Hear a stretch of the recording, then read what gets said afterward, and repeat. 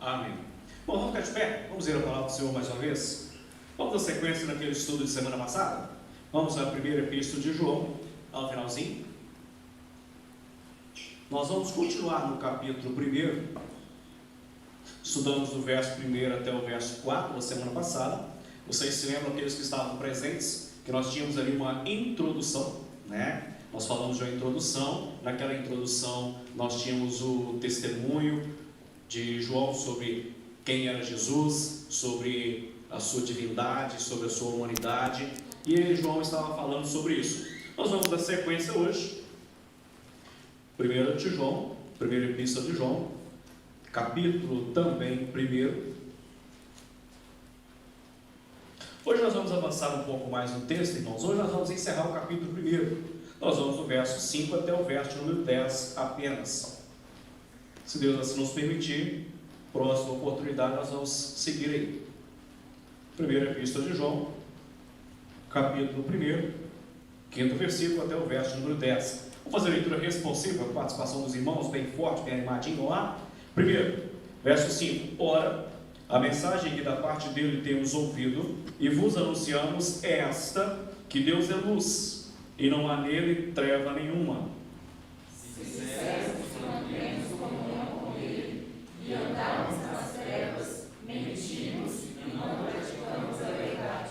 Se, porém, andarmos na luz como ele está na luz, mantemos comunhão uns com os outros, e o sangue de Jesus, seu Filho, nos purifica de todo pecado.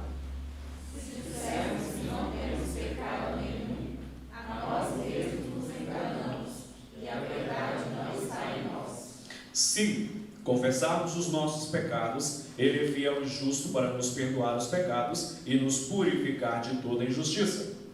Se dissermos que não temos cometido pecado, fazemos mentiroso, e a sua palavra não está em nós. Deus, obrigado, Senhor, pela tua palavra lida nesse momento. Que o teu Espírito Santo fale aos nossos corações nessa tarde e noite abençoadíssima de domingo que o Senhor proporcionou a cada um de nós. Obrigado, Senhor, pela vida dos meus irmãos que vieram da sua casa e adentraram esta casa de oração, para juntos cultuarmos e exaltarmos o teu santo nome. Nós te oramos em nome de Jesus. Amém. Podem sentar, irmãos. Deixa eu te perguntar uma coisa. Todo mundo aqui é mineiro? Não? Da onde és? Sou sul-mato-grossense. Menina do céu. De longe, hein? Achei que eu era mais distante. Mais alguém que não seja mineiro ou sul-mato-grossense? De onde, Laura? São Paulo. Muito bem. Começou a ficar bom. Já vai dar para fazer o que eu quero, então. Mais alguém? Beleza. Queridos, você por acaso já chegou em outro lugar, em outro estado, e só de falar alguém, principalmente os mineiros, né? A gente chegou e você é mineiro? Aconteceu isso com você já? Já? O que te entregou? O aiçô é o quê na língua? É um sotaque. Sotaque, irmãos, ele é engraçado, né? Ele te distingue na hora que você chega em algum lugar que não é o seu. É interessante que nós, capixabas, achamos que não temos sotaque. Na verdade, muitos acham que não tem sotaque, até ele chegar em outro lugar que não fala do mesmo jeito e vai perceber que algo está diferente. Sotaque é uma coisa engraçada, né? Quando você chega na praia de Guarapari, da Bahia, ou de Búzios, sei lá onde seja, logo se percebe que você é um mineiro, né? E é interessante o sotaque também, que ele determina o lugar de onde você vem. É na hora, é mineiro, uai, sou, né? É mineiro. E ele tem outra coisa engraçada. Se você é confundido com um lugar que não é o seu por causa de um sotaque parecido, alguns se ofendem. Acontece muito quando você é mineiro e alguém pergunta se você é do interior de São Paulo. As pessoas não gostam.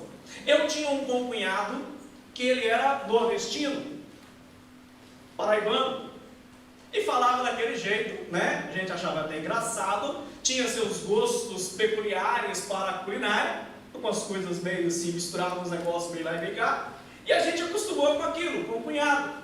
E há pouco tempo eu conheci um baiano no seminário, E ele é engraçado, conversando muito igual. Eu falei, rapaz, você parece com meu cunhado paraibano. Ele achou ruim. Não misture, não. É tudo nordestino, mas não misture. Oxi, vixe, negócio que eu vejo. Sotaque é engraçado, né? Amados, falando em sotaque ainda, a carta de João, que está na nossa mão aqui, aqui eu quero lembrar-os que João, primeiro, vamos voltar um pouquinho aqui ao início do capítulo.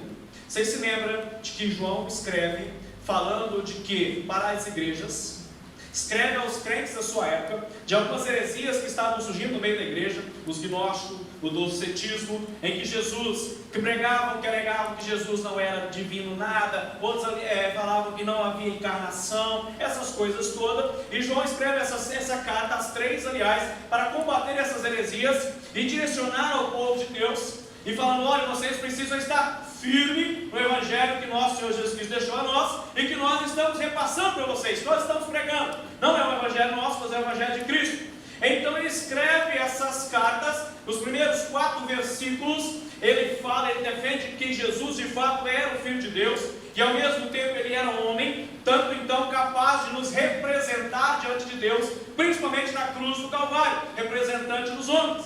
E ele escreve isso, e agora, queridos, nessas cartas, e especialmente na primeira, ele vai colocar 3 provas para que o cristão de fato se identifique como cristão. Nós vamos vê-las ao longo das cartas. E a primeira delas, primeira prova de que o cristão tem que se identificar como cristão, é uma questão moral. E eu falei sobre sotaque, porque a carta de João se preocupa em mostrar qual é o sotaque do cristão. Porque sotaque é aquilo que te identifica de onde você é, de qual região que você é. E agora João está preocupado em mostrar qual é o sotaque do cristão. Como ele é reconhecido na rua, como ele é reconhecido em outros lugares que ele vai, como ele é reconhecido em outro país que ele está, em outro estado, em outra cidade. Qual é o seu sotaque? Como ele é reconhecido naqueles lugares, pelo seu jeito de falar, pelo seu jeito de agir. Se você chegar em outro estado e pelo seu jeito de falar, eles saberão que você é mineiro, e você é sul-mato-grossense, você é paulistano, mas saberão falar que você é cristão pelo seu jeito de falar. Esse é o grande desafio da carta de João aos cristãos. É isso que João vai falar para nós hoje. E o primeiro grande desafio, queridos, ele é moral. Em que sentido que ele é moral? Ele diz, verso de número 5. Olha comigo. Ora, a mensagem que da parte dele temos ouvido e vos anunciamos é esta: que Deus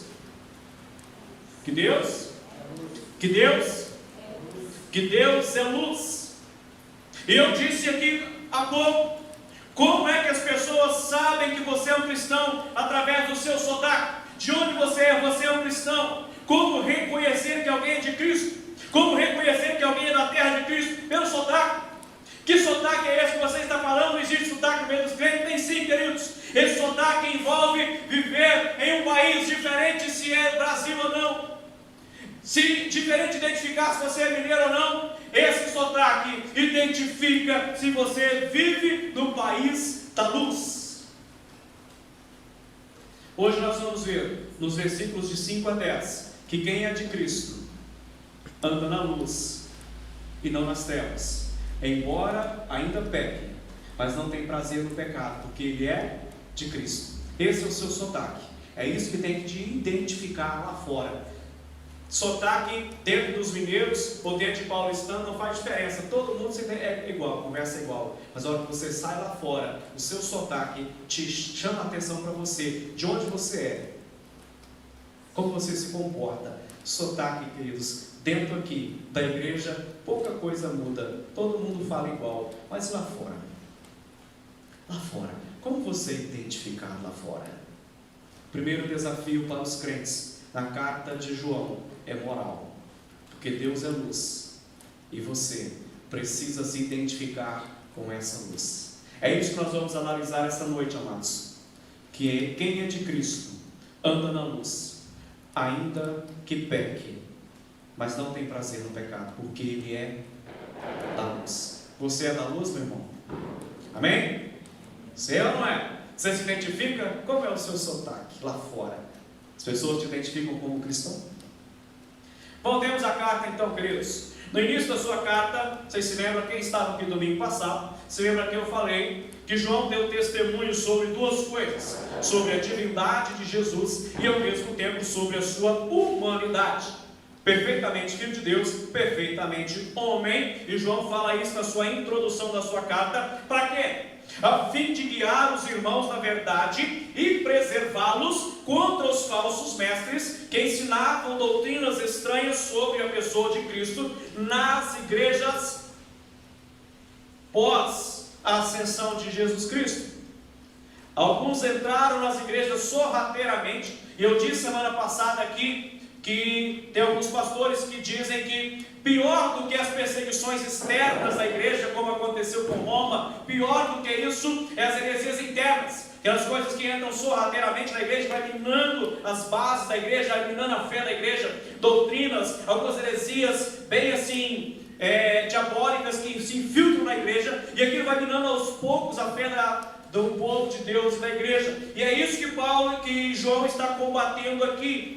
Ele está escrevendo aos crentes para combater essas coisas que estavam acontecendo. João aqui, irmãos, ele deseja ardentemente em seu coração que os irmãos permaneçam firmes e também unidos na doutrina de Cristo, que é consequentemente a mesma doutrina dos apóstolos. Vocês se lembram do domingo passado que eu falei isso? Que ele estava defendendo que a doutrina dos apóstolos pode e deve ser seguida, porque não é deles, é uma doutrina que veio de Cristo, passada a eles e passada à igreja.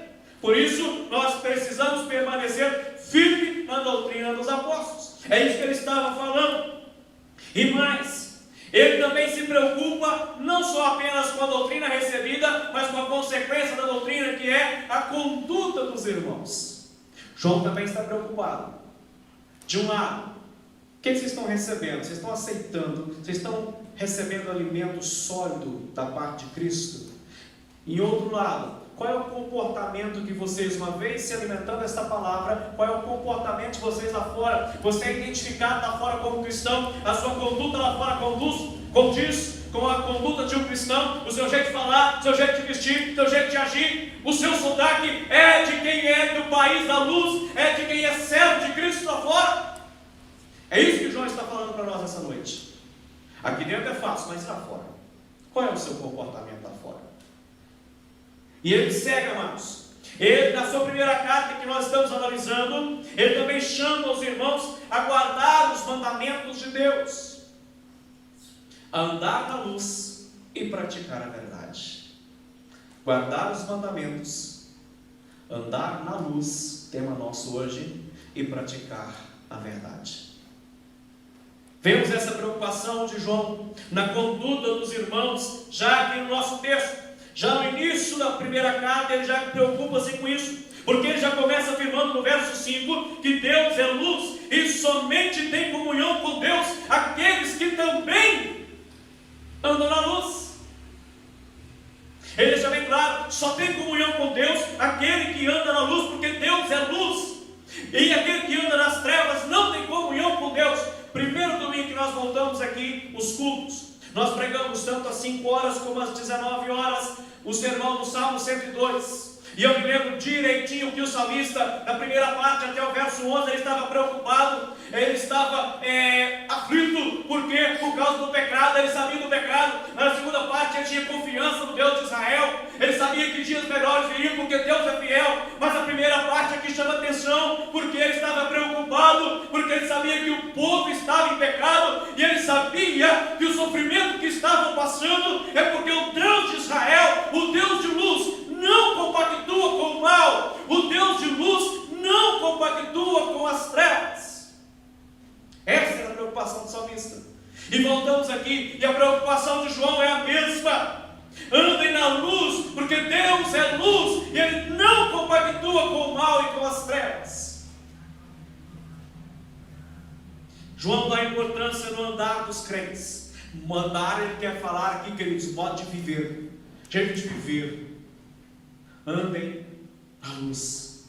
Andar é jeito de viver. Qual é o seu jeito de viver lá fora? Como você tem vivido lá fora? Amados, ele nos ensina que doutrina e vida devem andar de mãos dadas na vida dos crentes. João, nessa carta, está preocupado em conduzir os irmãos à prática do verdadeiro cristianismo. Para ele, o apóstolo João, não basta apenas crer e defender, como ele fez nos 4 primeiros versos da sua carta. Não é apenas para crer e defender a doutrina bíblica como fiel e verdadeira, ou simplesmente afirmar que tem comunhão com Deus, mas é preciso mostrar essa comunhão com Deus. Não é apenas andar com a Bíblia debaixo do braço, não é apenas se vestir como cristão, não é apenas ter um sotaque como cristão, não é apenas falar, eu entendo de doutrina, eu creio, a doutrina dos apóstolos é verdadeira, mas a grande questão essa noite, amados, é como você tem agido no seu dia a dia, é de modo coerente com essa doutrina bíblica. Essa é a preocupação do apóstolo João, que nós precisamos mostrar na nossa vida, no nosso dia a dia, no nosso cotidiano, onde quer que você esteja, Mato Grosso do Sul, Minas Gerais, Espírito Santo, ou São Paulo, ou outro país que seja, que possam ver pelo seu sotaque, que você é do país da luz, que você é um servo do Senhor Jesus Cristo. Amém? Queridos, vejamos então como João nos ensina sobre a conduta. Nós temos passado dias difíceis, irmãos. Não da pandemia que eu estou falando, mas de um cristianismo falso. De pessoas que não vivem o cristianismo verdadeiro. Que pregam, que alegam, mas a conduta lá fora não condiz com a de um cristão. A conduta na vida particular não condiz. Nós temos vivido esses dias difíceis e agora nós vemos João. João, a partir de agora, vai nos ensinar qual é a conduta do crente. Qual é a conduta do crente? Vamos voltar para o texto, irmãos? Vamos conferir o texto? Primeira coisa, que deixe bem claro que os 4 primeiros versos, ele está falando: recebi algo do Senhor e estou passando a vocês. É uma mensagem maravilhosa. E qual é essa mensagem? Verso 5: ora, a mensagem que da parte dele temos ouvido e vos anunciamos é esta: que Deus é luz e não há nele treva nenhuma. Deus é luz e não há nele treva nenhuma. Que fique claro na sua mente. Queridos, a primeira coisa que vemos aqui é que o apóstolo João, ele não está inventando uma nova mensagem, mas está repetindo aquilo que aprendeu de Cristo, o ensino que recebeu do próprio Senhor Jesus Cristo e está passando a nós. João anuncia à igreja a mensagem que recebeu do próprio Cristo. Ele diz da parte dele. A mensagem que recebemos da parte dele, quer dizer, da parte de Jesus Cristo. João faz questão de dizer para a igreja presente naquele tempo, para os destinatários originais daquele tempo, e para nós, para a igreja do Senhor Jesus Cristo hoje, ele faz questão de dizer aos irmãos que a origem e a base da sua mensagem é o ensino do próprio Senhor Jesus Cristo. João não está inventando nada, como é a moda agora de novas invenções de evangelhos. Inventa-se tanta coisa que não está na Bíblia, nos cultos das igrejas. Inventa-se tanta coisa que coloca na mente do cristão que ele já esquece da palavra do Senhor. João está falando, não é nada novo, não é meu, não é tirado de trás da orelha, mas recebemos do próprio Senhor Jesus Cristo o que estamos passando para vocês. João não é mais um mestre ensinando de acordo com as suas ideias e pensamentos. João é um apóstolo de Cristo, aquele que recebeu diretamente do Senhor a vocação, aquele que foi chamado diretamente pelo Senhor e recebeu do Senhor também a autoridade para pregar o seu evangelho. A palavra de Deus, queridos, ela tem autoridade sobre as nossas vidas. Ela precisa ter autoridade sobre as nossas vidas, sobre a sua vida. A palavra de Deus, única regra de fé e prática, tem que ter autoridade sobre o seu jeito de agir, sobre o seu jeito de viver, seu jeito de falar, nos seus negócios, no seu casamento, na sua vida particular. A palavra de Deus, ela tem que ter autoridade sobre a sua vida. seu ensino deve ser recebido com humildade na igreja, no povo do Senhor. Por quê? Porque ela deriva do próprio Deus. Amados, ele continua.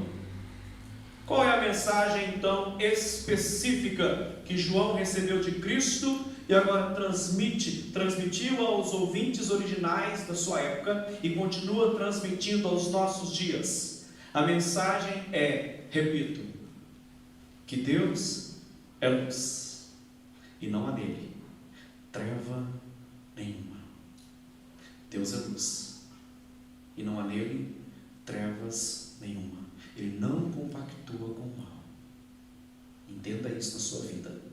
Se há algo assim na sua vida, meu irmão, tire, trate enquanto é tempo, porque o Deus que tu diz servir não compactua com o mal. Que fique gravado isso. Então nós também não podemos agir assim. Onde Cristo ensinou sobre essa verdade? Dizemos aqui que João está transmitindo algo que Cristo falou.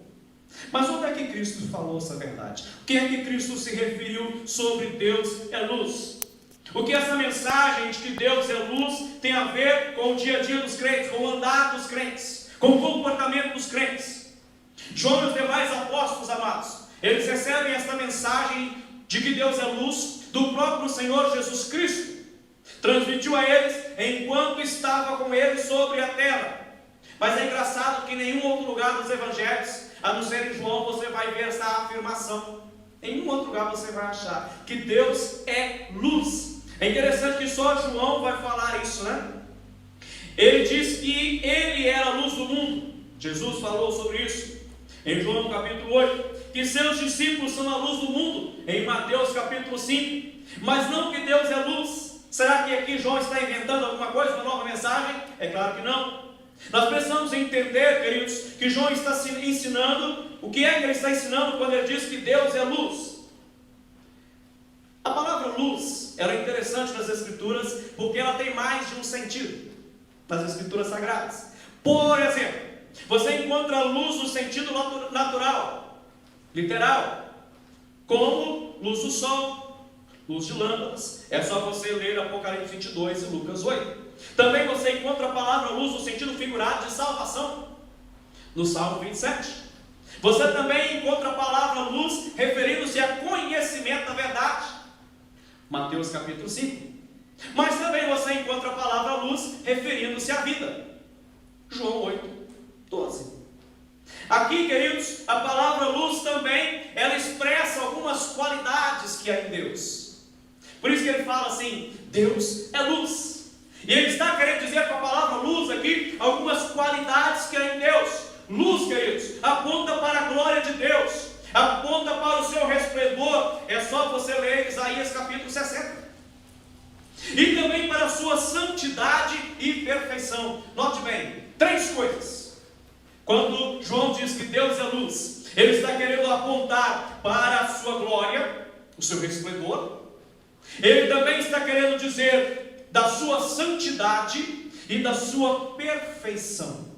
É isso que é o sentido do nosso texto, que Deus é luz, que Deus é santo, que Deus é perfeito, que a sua glória resplandece como luz. É isso que ele está querendo dizer. Ele está falando agora que esse Deus, que é santo, que é perfeito, que é puro, separado de todo e qualquer pecado, não há nele. O Deus que você serve, o Deus que nós exaltamos essa noite no louvor, o Deus que guia a sua vida, o Deus que tem te sustentado no dia a dia, o Deus que te manteve vivo essa semana e te trouxe aqui essa noite, Ele é santo, Ele é puro e Ele é perfeito. E importa que os seus adoradores caminhem na mesma direção, e exige dos seus que caminhem na mesma direção. E agora, meu amado, como é que ficou a situação? Hein? Será que isso é algo impossível? Quero lembrá-lo que a santidade de Deus tem a ver com o nosso modo de viver como filhos de Deus. Se Deus é luz, seus filhos devem refletir a sua luz na sua vida prática, no seu dia a dia. Se Deus é luz, essa luz deve resplandecer na minha e na sua vida no dia a dia, querido. Por isso eu falei do sotaque no início. Você é reconhecido pelo sotaque de onde você é, e você é reconhecido como cristão se a luz de Deus brilhar através da sua vida. É isso que o apóstolo está falando para a igreja daquele tempo e para a igreja presente aqui essa noite. Precisa brilhar. Por quê? Vocês se lembram de 1 Pedro 15? Lembram disso? Em outras palavras, os filhos de Deus devem ser santos, assim como seu Pai é santo. Falar em ser santo, irmãos, às vezes na igreja cria alguns rebuliços nas pessoas, né? Se eu te perguntar, você é santo, meu irmão? Alguns podem criar um rebuliço porque tem um conhecimento, assim, um entendimento errado da palavra santo, né? Alguém já pode, o senhor está doido? Tadinho de mim, sou um miserável pecador. Às vezes nós temos um entendimento errado da palavra, né? Santo, meu irmão, é alguém que é separado para Deus. Você é separado? Brilha sobre a sua vida a luz de Cristo? Sede santos como eu sou santo. Amados, então, a primeira coisa que nós vemos aqui é isso, que Deus é luz. E precisamos resplandecer essa luz na nossa vida, porque nele não há treva nenhuma. Meu irmão, em Deus não existe erro, mal ou pecado algum. Que fique bem claro, ao contrário, Ele não tem comunhão com o pecado, Ele odeia o pecado e todo tipo de pecado. Ele não tem comunhão com as trevas, Ele é perfeitamente santo, puro. Deus é luz, santo, puro e perfeito. É isso que o apóstolo está falando. E agora para a nossa vida, como é que nós vamos viver assim? Eu quero te lembrar que ser santo significa ser separado do pecado do mundo, para andar na presença de Deus e viver em comunhão com Ele. Isto é santo, isto é santidade. Por isso, se eu te perguntar, meu irmão, meu querido, você tem vivido uma vida de santidade? Você tem procurado ser santo? Não crie rebuliço no seu coração preocupado. Não tem condição, não dá para me colocar no pedestal, está longe de mim. Seja separado. Não tenha deleite no pecado. Não tenha comunhão com as trevas. Procure andar na luz. Procure refletir na sua vida a luz de Cristo. Isso é buscar a santidade. É claro, eu sei muito bem que nós não temos como atingir a santidade absoluta. Isso só Deus fará no momento final. Mas nós precisamos, irmãos, caminhar. Nós somos pecadores, mas Cristo nos santifica por seu Espírito Santo. E além de nos santificar, Ele nos capacita a andar na luz do Senhor. Isto é viver uma vida santa. Isto é viver uma vida longe do pecado e perto de Deus. Não tem condição, eu não tenho, você não tem, sabemos disso, mas o Espírito Santo de Deus trabalha no meu e no seu coração, nos capacitando, nos conduzindo a andar nesta vida. É o Espírito Santo que nos capacita. Amados, os verdadeiros filhos de Deus não são aqueles que andam nas trevas do pecado, mas aqueles que andam na luz da santidade de Deus. Não tenha comunhão com as trevas, porque... Amados, por outro lado, segundo lugar, vamos ler o texto mais um pouco, para nós entendermos aqui. Olha o 6. Se dissermos que mantemos comunhão com Ele e andarmos nas trevas, mentimos e não praticamos a verdade. Se, porém, andarmos na luz como Ele está na luz, mantemos comunhão uns com os outros, e o sangue de Jesus, seu Filho, faz o quê? Nos purifica de todo pecado. Verso 8. Se dissermos que não temos pecado nenhum, nós mesmos nos enganamos, e a verdade não está em nós. Todavia, meu irmão, entretanto, porém, olha isso, se confessarmos os nossos pecados, Ele é fiel e justo para nos perdoar os pecados e nos purificar de toda a injustiça. E verso 10. Se dissermos que não temos cometido pecado, fazemos mentiroso e a sua palavra não está em nós. Por outro lado, irmãos, os que apenas afirmam que têm comunhão com Deus e não se preocupam em se agradar, em agradar a Deus por meio de uma vida santa, mas continuam deliberadamente vivendo o pecado, eles estão se enganando e de fato não têm comunhão com Deus. Que fique claro isso. Não tem comunhão com Deus. Ouça o que João diz no verso 6. Se dissermos que mantemos comunhão com Ele e andarmos nas trevas, mentimos e não praticamos a verdade. Se nas Escrituras nós sempre relacionamos a palavra luz com coisas boas, com pureza, com santidade, com perfeição, com salvação, é bem verdade que ao contrário também trevas nós sempre relacionamos com coisas más, com pecado, com perdição, com morte. Meu irmão, não ande nas trevas. Andar na escuridão é engraçado que alguns ainda tentam, né? Em casa, por exemplo, alguns metidos a corujão, andar no escuro, acho que conhece bem a casa, né? Faltou energia, vou ali pegar, vou não sei aonde, e vai. Alguns até andam bem dentro da casa, mas geralmente acerta o nariz em alguma coisa, chuta alguma coisa, pisa num trem no chão, né? Acerta a canela no outro, daqui a pouco ele vai lá. Meu querido, na sua casa, nas trevas de faltar energia, você pode até caminhar e chegar a algum lugar, mas na sua vida espiritual não pode ter isso. Porque se você andar nessa escuridão sem rumo, vai cair num buraco, num abismo. Ande na luz. Reflita a luz de Cristo sobre a sua vida, porque Deus é luz. Primeiro desafio da carta de João aos crentes da sua época e aos de hoje é moral.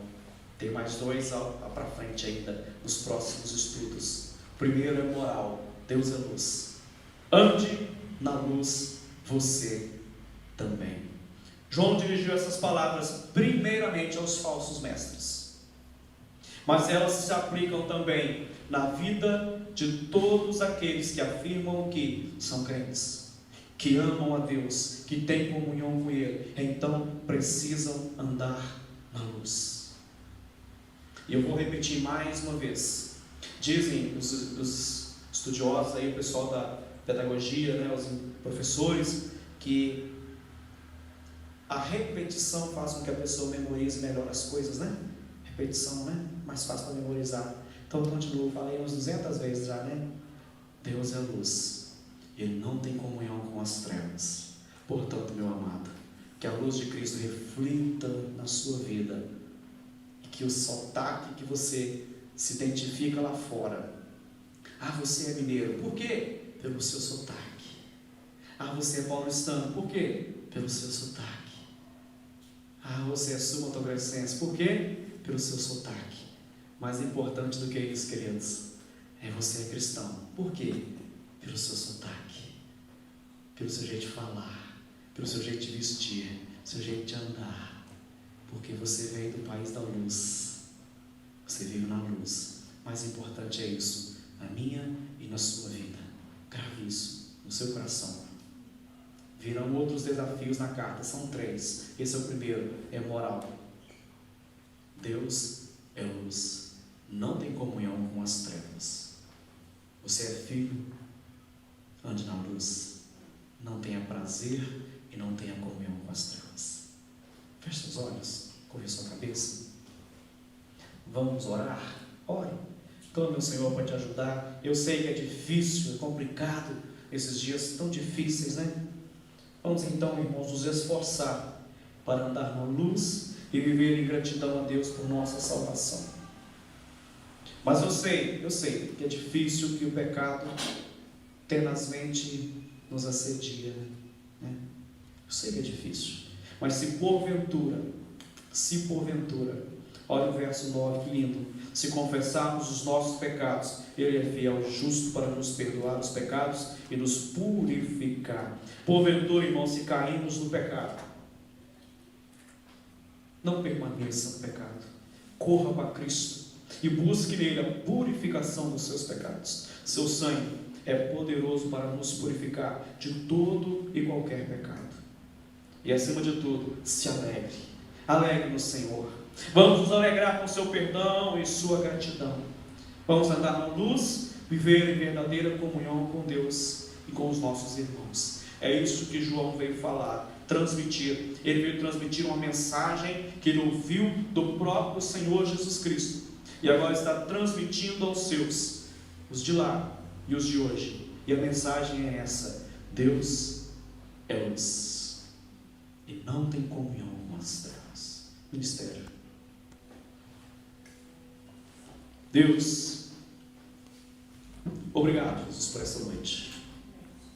Obrigado pela vida dos meus irmãos. Eu sei, ó Deus, que a caminhada às vezes é árdua, é espinhosa, mas eles não estão sozinhos nessa caminhada. Não estão sós, porque o Espírito Santo está conosco, nos capacitando, nos auxiliando, nos ajudando a caminharmos nessa luz, a não sairmos deste caminho, Pai. E que possamos prosseguir com o auxílio do Espírito Santo, com a capacitação do Espírito Santo, podemos prosseguir na nossa caminhada rumo ao alvo que é Jesus Cristo. Nos ajude, ó Deus. Nos abençoe. E que gravamos em nossos corações que Deus é luz. Ele não compactua com o mal. E que possamos assim também viver em nome de Jesus.